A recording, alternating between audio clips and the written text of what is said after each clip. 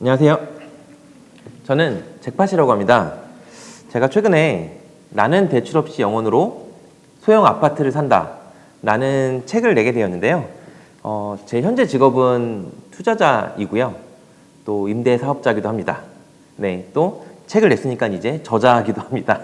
투자 원칙, 사실 굉장히 깊은 내용이긴 합니다. 깊은 내용이긴 한데요.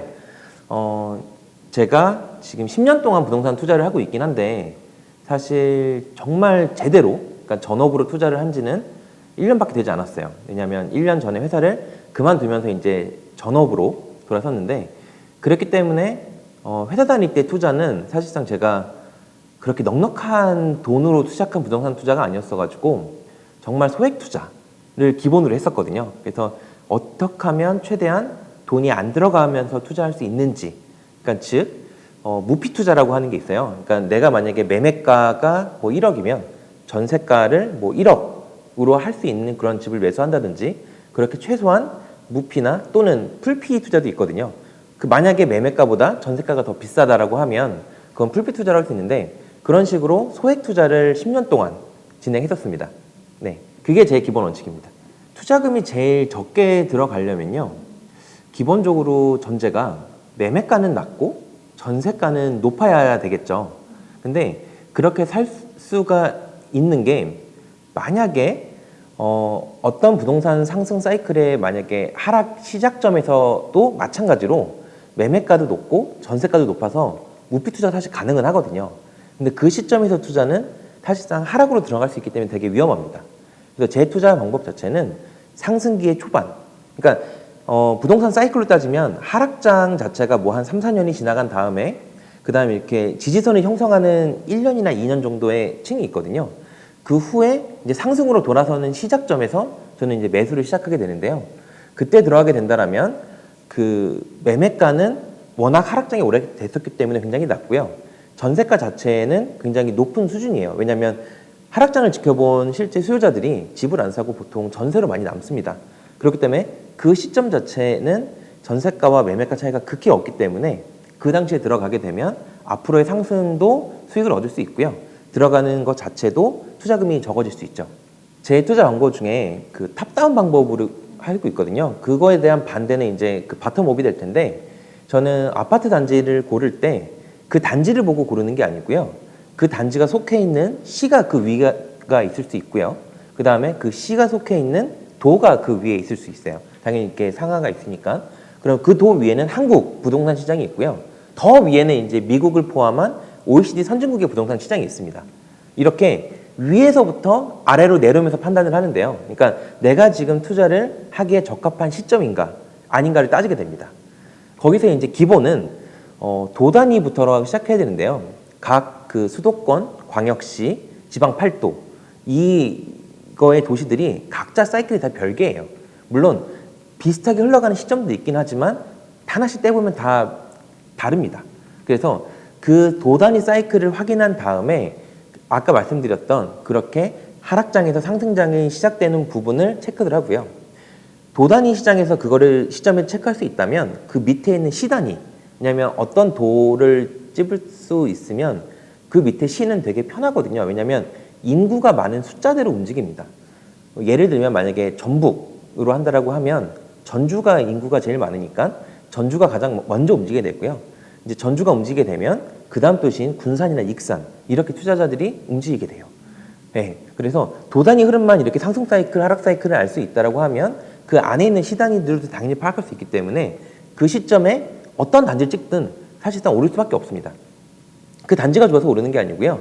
그 단지가 속한 시나 도의 상승 흐름이 있기 때문이에요. 미 연방 그 은행에서 제공하는 데이터 이코노믹 사이트가 있습니다. 거기에 기본적으로 정말 많은 데이터가 들어있고요. 그 다음에 IMF 사이트에 들어가서도 전 세계의 OECD 국가들의 이제 아파트 상승 현황 지수도 볼 수가 있어요. 그러면 그 두 개가 이미 맞다라고 하면 한국도 사실 이미 선진국 기열에 맞춰져 있고 뭐 환율이나 금리가 연동돼서 움직이는 것처럼 부동산의 시장도 거의 흡사하게 움직이거든요. 사실 뭐 우리나라가 작년에 뭐 KB 시세를 기준으로 했을 때 한 17% 정도가 지수로 상승을 했는데요. 미국의 S&P 케이스 실러 지수 자체도 19%가 상승했습니다. 그러니까 우리나라만 사실 상승한 게 아니었고 또 뭐 캐나다도 한 26%, 뉴질랜드 20몇 프로 이렇게 다 상승했거든요. 그러니까 그런 부분들에 있어서 해외 선진국을 먼저 보고요. 그 다음에 이제 밑으로 내려오기 시작합니다. 네. 이제 우리나라 데이터 자체는 워낙 사실 요즘에 부동산 어플들이 굉장히 잘 돼 있고요. 그 다음에 그 어플들은 근데 원 데이터를 가지고 한번 변형을 시킨 부분이기 때문에 저는 이제 그 원리를 알면 그냥 어플을 찾아보긴 하는데요. 부동산을 공부할 때 첫 번째로는 그 원 데이터가 어디 있는지 아는 게 굉장히 중요하다고 생각을 해요. 그 원 데이터가 어디 있는지 알고 내가 그거를 가공을 하고 취합을 하고 나만의 자료를 만들 수 있다면 더 경쟁력이 있다고 보거든요. 또 그 자료를 취합하다 보면은 거기서 느끼는 것도 굉장히 많고요. 보통 우리나라 자료는 그 국토교통부 산하에 있는 한국부동산원과 그 다음에 KB부동산 이렇게 두 개가 있습니다. 크게.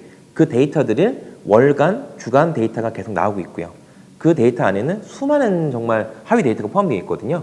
그래서 그 자료만 철저하게 보신다 보면은 많은 거를 아실 수 있을 거예요. 사실 뭐 공시가격 1억 이하 아파트가 유명하게 된 게 아니면 투자 테마로서 유명하게 된 게 세금적인 측면입니다. 그래서 투자자는 세금에 대한 부분을 분명히 알아야 되는데요.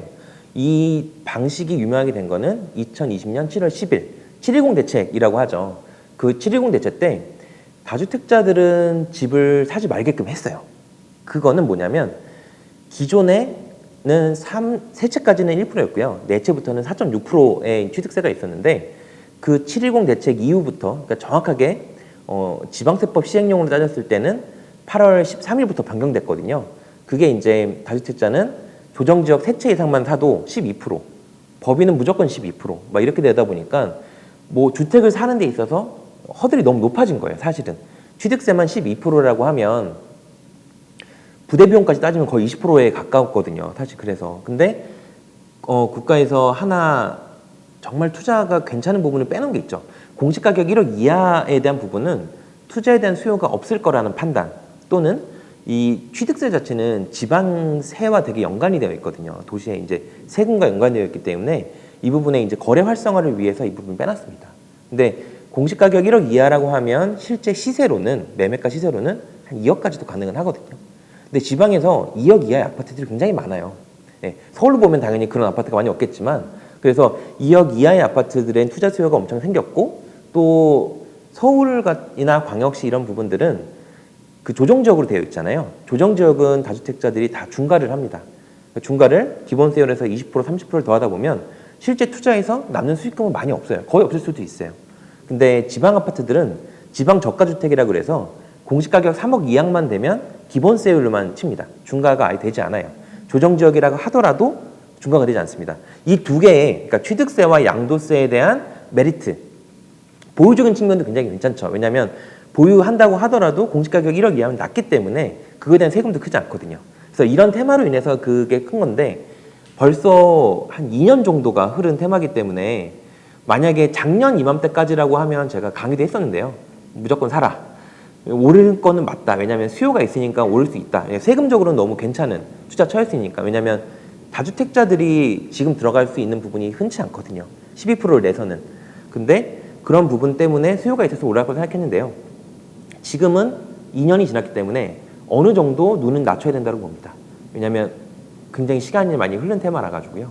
지방 아파트가 사실 그 서울이나 광역시 수도권 투자하시는 분들은 잘 모르기 때문에 사실 거기에 접근하기 굉장히 어려워요. 왜냐하면 우선 그 집을 보러 가는 것 자체도 사실 쉽지 않다라고 생각을 하시고요. 만약에 사신다라고 하더라도 내가 이걸 관리할 수 있을까에 대한 부분도 많이 생각을 하시는 부분이 있어요.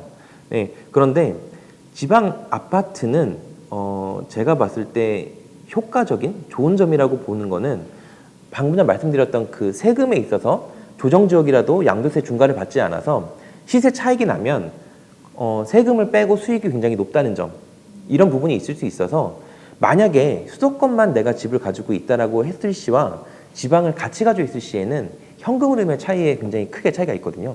만약에 내가 집이 수도권에만 있다라고 하면 그 집들을 다 팔 수가 없어요. 왜냐하면 세금 자체가 워낙 크기 때문에 팔 수가 없고 또 지방 아파트는 상승과 하락장에 대한 부분이 되게 명확하게 나타나거든요. 그래서 지방 아파트, 그러니까 서울은 2013년부터 지금까지의 상승장이었다라고 하면 지방은 보통 2016년부터 2019년까지가 하락장이었습니다. 네, 그리고 2020년 코로나가 시작되면서부터 이제 지방과 광역시, 수도권이 모두 다 올라가게 되는데요. 그렇게 되면 지방 아파트는 서울과는 달리 사이클이 좀 달라졌죠. 왜냐하면 기존에 하락한 구간이 있기 때문에. 그래서 이런 부분을 잘 노리고 들어가셨다라고 하면 충분히 이제 수익을 낼 수 있었죠. 네, 지금도 어느 정도 가능하다 봅니다. 제가 빅데이터를 굉장히 좋아하는데요. 그 시세와 매매 그래프와 그다음에 주택 구입 부담 지수라고 하는, 그러니까 각 지방에 있는 이제 분들, 각 지역에 있는 분들이 내가 집을 구입하는 데 있어서 얼마나 부담스러운지 이런 부분들을 체크하는 부분들이 있어요. 한국은행에서. 근데 그런 거를 이것저것 살펴봤을 때, 그리고 또 하나 제일 중요한 거 있죠. 지방은 사실 서울과 달리 땅이 굉장히 많기 때문에 대규모 공급이 이루어진다면 매매가와 전세가가 쉽게 떨어질 수 있어요. 그래서 지방 투자의 가장 기본은, 만약에 법인 투자자라면 금방 나올 수 있겠지만, 법인 투자자는 2년 동안 보유를 안 해도 되거든요. 근데 기본 일반 개인 투자자 같은 경우에는 2년을 무조건 보유해야 기본 세율이 들어오고, 2년을 보유하지가 않는다면 세금이 단기 세율이 60에서 70이거든요. 그럼 거기에 이제 지방세 10%까지 붙어버리면 굉장히 큰 세금이기 때문에 어쨌든 2년을 기다려야 되고, 그러면 내가 들어갔을 시점 당시에 2년 뒤를 봐서 공급이 없어야 돼요. 아니면 많지 않아야 됩니다. 만약에 내가 팔려고 했는데 신축 공급이 많이 생겨서 걔네가 미분양이 나버린다면 들어는 갈 수 있는데 나올 수가 없는 구조가 돼버리니까 정말 조심을 해야 되는데, 그럼 이런 뭐 수요와 공급까지도 비춰봤을 때 지금 시점에서 괜찮다라고 생각하는 데는 제가 봤을 때 충남이나 전북이나 경북, 경남 이 정도라고 생각을 합니다. 아직 금액대도 높지 않고요. 광역시는 지방 저가주택에 해당되지 않습니다. 그 소득세법 시행령을 아까 말씀드렸는데, 지방 저가주택이라는 그 세법상 수도권과 광역시, 세종 이외의 지역에 공시가격 3억 이하의 아파트 주택이거든요. 근데 광역시 자체는 이미 지방 저가주택이 아니기 때문에 만약에 매수를 하시고 판다라고 하셨을 때 내가 다주택자라고 하면 세금이 기본세율에서 플러스 3주택 이상은 30%가 붙고요. 2주택은 20%가 붙기 때문에 투자 수익률적인 부분에서는 좋지 않다는 거죠. 사실 투자를 하시기 전에 제일 머뭇거리는 부분이 그런 부분들이에요. 왜냐하면 뉴스도 많이 나오고 있고, 왜냐하면 그런 부분들이 항상 내가 투자를 하려고 했는데 괜히 늦게 이거를 상승 사이클을 잡아서 뭐 매매가도 떨어지고 전세가도 떨어지면, 내가 만약에 돈이 어느 정도 여유가 있으신 분들은 그래 좀 견뎌보자라고 할 수 있을 텐데, 그게 아니면 되게 위험한 투자 방법인 거거든요. 그러니까 갭 투자라는, 그러니까 전세 레버리지 투자라는 게 돈이 소액을 투자해서 많이 벌 수도 있는데요. 그러면 반대로 또 생각을 해야죠. 예, 만약에 나중 상승 사이클 끝무렵에 갔을 때도 어느 정도 투자금이 있었긴 불가하지만, 이게 전세가가 만약에 떨어지고 매매가가 떨어진다고 하면 정말 나쁜 투자 방법이 돼버릴 수밖에 없습니다. 그러니까 주식으로 따지면 거의 선물 옵션 하는 것처럼 이렇게 레버리지 굉장히 크게 받고 들어가는 거라서, 제일 중요한 부분은 만약에 본인이 봤을 때 지금 이 내가 들어가는 시점 자체가 그러니까 2년을 봤을 때, 왜냐하면 내가 들어간 시점 플러스 팔 때까지 봐야죠. 그러니까 2년 후를 비교해서 봤을 때 2년 후까지도 이 상승 사이클이 이어질 수 있는가, 그게 가장 중요하다고 봅니다. 만약에 이거에 대한 자신이 없다라고 하면 사실상 들어가기가 되게 위험한 거고요. 근데 만약에 내가 봤을 때 2년 한다면 괜찮다라고 생각하면 들어가시는데, 만약에 뭐 전세 투자에서 만약에 전세가가 떨어지면서 좀 그렇다라고 생각하시는 분들은 좀 보수적으로 전세가 자체를 너무 높게 줘서 그 위험한 상태로 두지 않는 게 좋을 것 같고요. 그러니까 평균치보다는 약간 낮은 전세, 그러니까 어느 정도 떨어질 걸 좀 예상한 부분도 있고, 그래서 약간 낮은 전세를 줄 수도 있고요. 그 다음에 자기의 온 자산을 다 전세 레버리지에 투자하는 것보다는 좀 현금도 어느 정도 구비를 해놓은 상태에서 운영을 하신다라고 하면, 혹시나 그런 일이 벌어진다라고 하면, 이게 그런 상황이 벌어지는 이유가 보통 전세는 내가 그 집을 사용하게 되는 사용가치거든요. 그래서 기본적으로는 물가에 따라서 우상향을 하는 게 맞습니다. 다만 전세가가 떨어진다는 거는 그 근처에, 그러니까 우리가 얘기하는 것처럼 구축 아파트를 기준으로 하는 거고요. 그 근처에 신축이 너무 많이 분양이 됨에 따라서 신축 분양에 따라서 구축에 있는 전세가가 낮아지게 되는 그런 부분이 있어요. 그래서 공급량을 체크하는 게 가장 중요하고, 만약에 또 이런 부분이 있다라고 하면 어느 정도 현금을 보유하면서 버티는 부분도 생각하셔야 됩니다. 근데 후자보다는 전자가 아무래도 낫겠죠. 상승 사이클, 하락 사이클을 말씀해 주셨는데, 이게 우리나라가 지금 현재 상승 사이클의 어느 구간에 있다, 이거는 사실 말씀드리기가 쉽지가 않아요. 이유는 뭐냐면 각 지역마다 사이클이 다 다르기 때문에 그렇습니다. 사실 왜 만약에 지금 말씀하시는 거는 수도권 같은 경우 말이 많잖아요. 왜냐하면 굉장히 싸우시는 분들이 많아요. 이제는 하락한다, 너무 많이 올랐기 때문에 하락을 한다. 전 그 말에도 어느 정도 동의는 하고요. 왜냐하면 주택이라는 게 상승 자체가 물론 외부적인 변수가 굉장히 많았어요. 임대차 3법으로 인해서 어떻게 보면 이런 정책으로 인해서 꼬아는 부분이 있었고요. 우리가 예상하지 못한 코로나로 인해서 돈이 너무 많이 풀린 부분.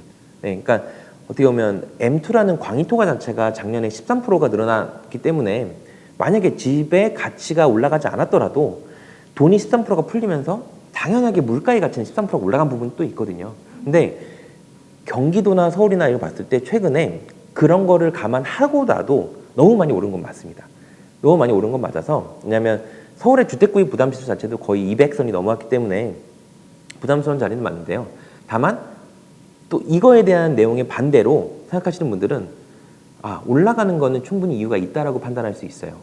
왜 그러냐면 이거는 우리나라 전반적인 부분을 체크해야 되는데요. 서울이랑 경기도는 지금 만들어진 주택이 굉장히 적습니다. 많을 것 같은데 이거를 데이터 통계를 통계청에서 내거든요. 그 통계는 이제 인구 1000명당 주택수라는 통계가 있어요. 그러니까 우리나라를 전반적으로 봤을 때는 한 400 중반이고, 여기에서 더 많은 곳은 경북 같은 데는 한 490까지도 주택수가 많거든요. 그러니까 그만큼 그 지역에 주택이 많다는 얘기예요. 반대로 경기 지역은 그 주택수가 인구 1000명당 380개밖에 안 되고요. 서울은 390입니다. 그렇기 때문에 최근 2년, 4년간 왜 여기 지역이 많이 올랐냐라고 얘기를 하시면 애초에 공급량이 적었기 때문이에요. 플러스로 앞으로 왜 공급량도 적습니다. 사실 서울의 공급량은 거의 제로에 가깝다고 봐도 돼요.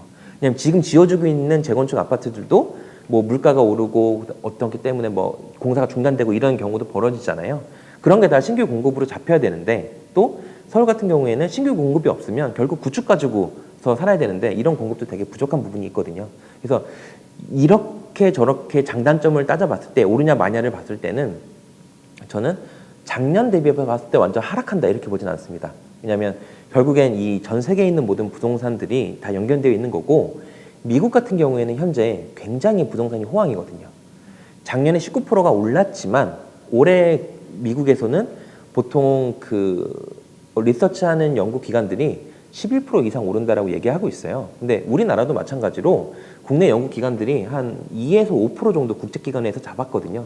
근데 저도 최소한 5% 정도 오른다라고 가정을 할 시에는 작년같이 드라마틱한 상승은 당연히 없다인데, 그렇다 하더라도 주식처럼 작년이 상한가였지만 올해는 하한가로 바로 하락으로 간다는 아닌 것 같고, 상승의 폭이 줄어든다 정도로 생각하고 있어요. 왜냐하면 이제 앞으로 곧 시작될 8월 달부터 이제 임대차 3법이 2년 전에 시작됐는데 4년 동안 전세금이 묶인 게 이제 다시 시장에 나오기 시작하거든요.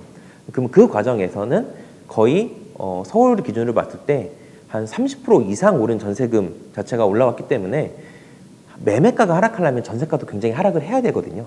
근데 그 부분이 견고하게 유지되거나 또는 전세가가 많이 올라서 매매가의 상승을 부추긴다면 이건 또 다른 문제가 될 수 있다라고 판단합니다. 지금 제가 말씀드렸던 건 수도권에 대한 상승의 부분인 거고요. 지방은 2020년부터 이제 하락에서 상승을 반등한 지역이 있고요. 2019년부터 반등한 지역이 있기 때문에 19년으로 반등을 했으면 이미 상승 4년 차라서 하락기에 접어질 수도 있겠다라고 판단할 수 있는 거고, 2020년에 이제 반등을 한 곳이라면 그래도 상승 사이클은 아직 2년에서 3년 정도 남았다 이렇게 볼 수 있습니다. 윤석열 정부에서의 이제 공급 대책이 뭐 기존에 있던 택지 개발의 수치가 굉장히 많이 들어갔긴 했는데요. 그거 말고 눈여겨봐야 될 부분이 이제 1기 신도시 특별법을 만들어가지고 뭐 재건축이나 아니면은 그 리모델링을 활성화시킨다 이런 부분이 있었어요. 근데 아시겠지만 그런 지역들, 우리가 생각하는 뭐 분당이나 일산 이런 지점들이 사실 소액 투자로 들어가기에는 말이 안 됩니다. 굉장히 비싸요. 현금으로 들어가기에는 진짜 매덕 들고 들어가는 곳이라서 그렇게 투자하기에는 사실 쉽지 않을 거라고 보고요. 그리고 또 하나가 뭐였냐면 역세권이나 중공업지역 이런 부분들을 개발시킨다는 고밀도로 해가지고 개발시킨다는 공약이 하나 있었어요. 이거는 서울시에서 이제 냈던 이제 서울시 빈집비 및 소형 주택 이제 재건축 뭐 이런 부분과 굉장히 연관이 있는데 애초에 지금 중공업 지역이라고 하면 주택을 지었을 때 용적률 자체가 지금 250% 정도로 많이 지어졌는데요. 앞으로는 거기에 이제 인센티브를 줘서 뭐 400%까지도 올리겠다. 뭐 이런 부분들의 공약이 있었거든요. 과거에도. 근데 서울을 기준으로 봤을 때 중공업 지역이 한 3.3% 정도 면적은 차지하는데 여러분이 들으시면 딱 아실 만한 곳들이에요. 뭐 성수의 뚝섬 정도 여기가 있고요. 그 다음에 1호선 위에는 그 도봉역, 창동역 근처가 있고요. 그러니까 창이동이라는 또 지역이 있고, 그다음에 영등포, 구로 이쪽은 워낙 유명하죠. 보통 영등포나 구로, 뭐 신도림 이쪽으로 많이 생각하실 거예요. 그다음에 가탈 데이턴단지나 9호선의 이 직미역이랑 가양역 그쪽 등촌역 이런 부분에도 있고요. 그래서 막상 그 중공업 지역만 기준으로 봤을 때는 사실 면적이 3.3%긴 하지만 딱 정해져 있는 부분이 있어요. 이 지역을 어떻게 아실 수 있냐면 그 네이버 부동산으로 들어가셔서 지적 편집도라고 있어요. 그러니까 부동산을 볼 때 그 지적 편집도로 만약에 바꿔서 보신다라고 하면 파란색으로 지도가 표시가 됩니다. 그 부분은 중공업 지역이라는 뜻이거든요.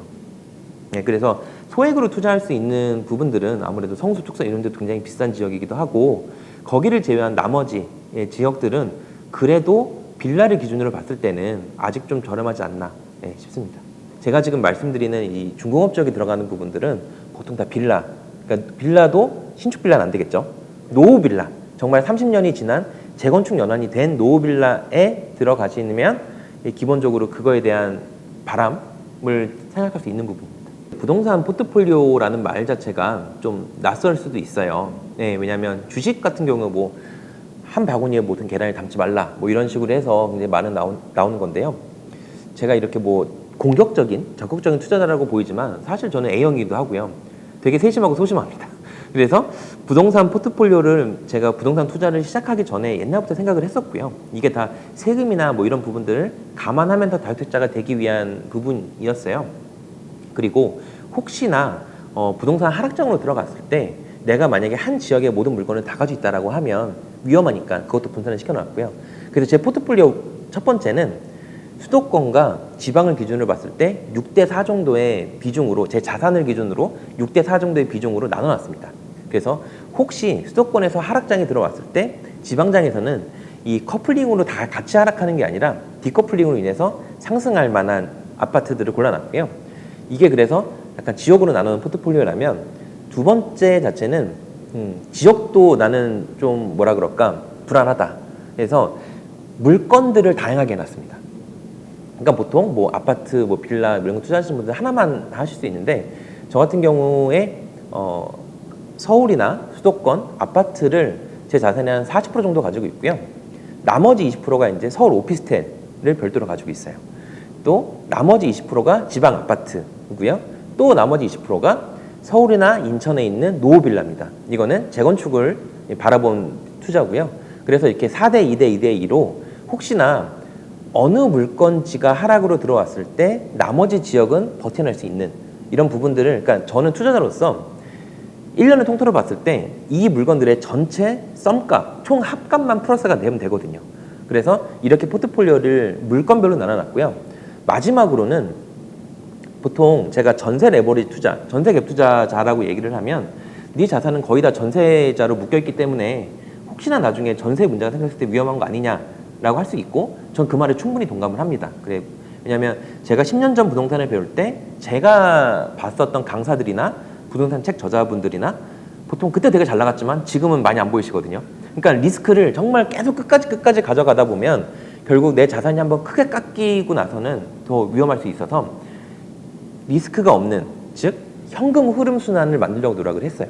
그래서 전세도 거의 제 자산 중에 많이 껴있긴 하지만 최근에 월세로 돌리고 있는 집들도 많이 있습니다.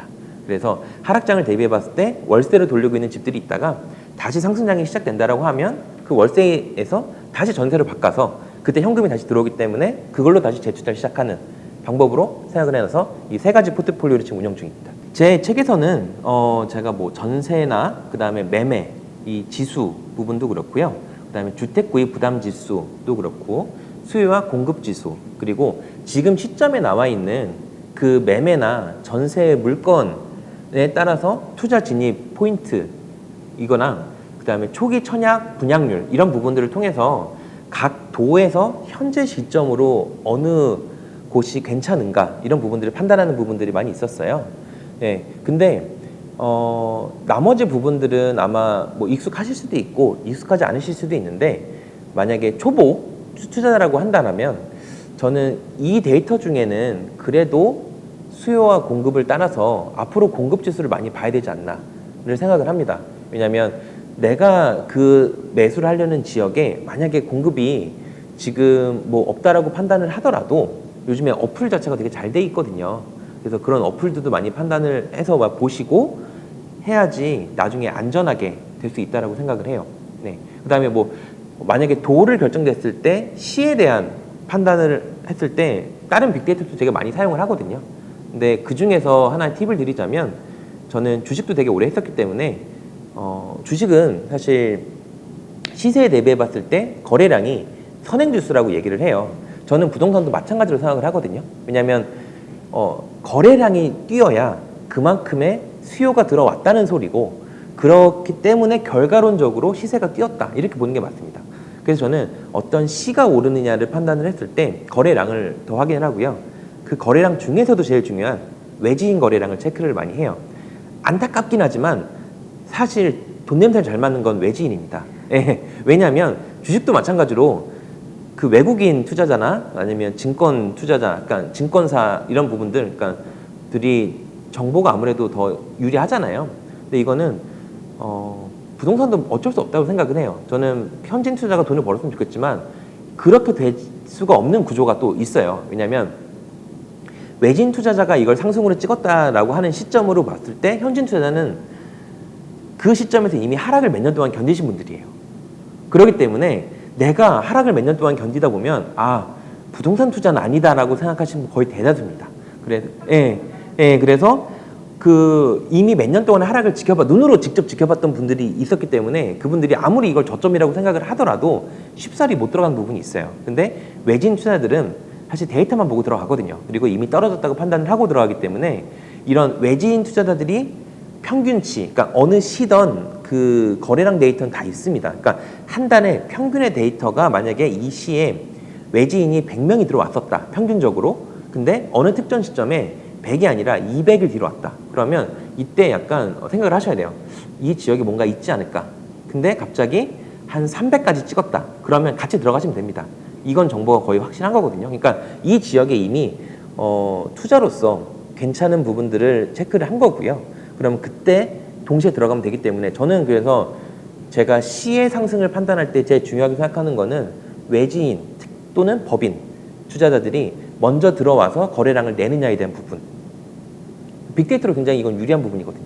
시세에 선행하는 부분이기 때문에. 네, 그래서 거래량을 유심히 보시면 될 것 같습니다. 제가 뭐 1억 이하도 말씀을 드렸었는데 제 투자 스타일이 워낙 보수적이다 보니까 그 흐름 자체가 원래 작년 여름 정도 7, 8월 정도 됐을 때 이제 공시 가격 1억 이하 투자가 한 인구 50만 정도 대도시로 시작을 했다가 나중에는 시골까지 다 내려갔거든요. 이 투자들이 안 오른 데 찾다 보니까는 계속 지방에 뭐 10만 도시, 뭐 몇만 도시 다 내려갔어서 근데 저는 딱 애초에 원칙 자체가 인구 한 20만 이하의 도시는 내가 들어갈 수는 있으나 팔 수가 있을까? 혹시나 잘못됐을 경우에 좀 보수적인 투자라 가지고 그래서 저는 오히려 그때 반대로 그렇게 하는 것보다는 나는 역으로 서울의 정중앙, 강남을 공격하자라고 판단을 하고 또 그때 빅데이터로 찾아보니까 서울 서초구와 서울 강남구가 제일 전세가와 매매가가 역전된 순간이 있었어요.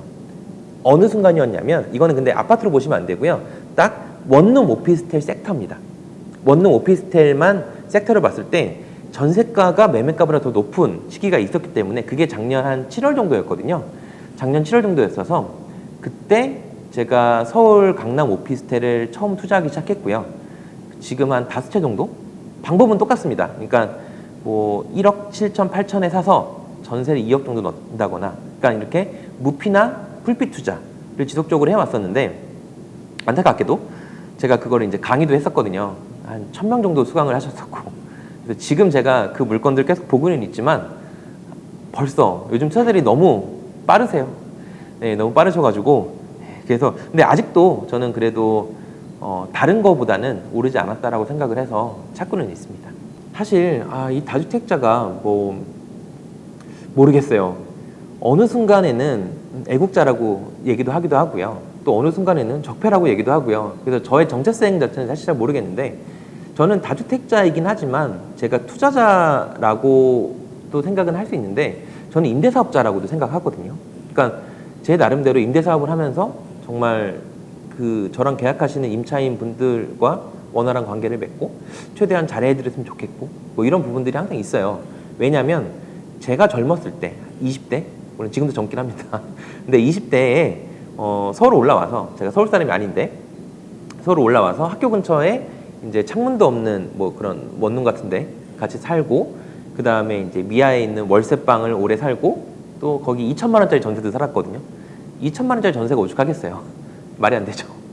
살면서 부당한 처우를 되게 많이 받았어요. 사실은 그때부터 생각했던 게, 내가 진짜 임대사업자가 되고 다주택자가 되면 난 저러지 말아야겠다 생각한 걸 되게 실행을 하고 있고요.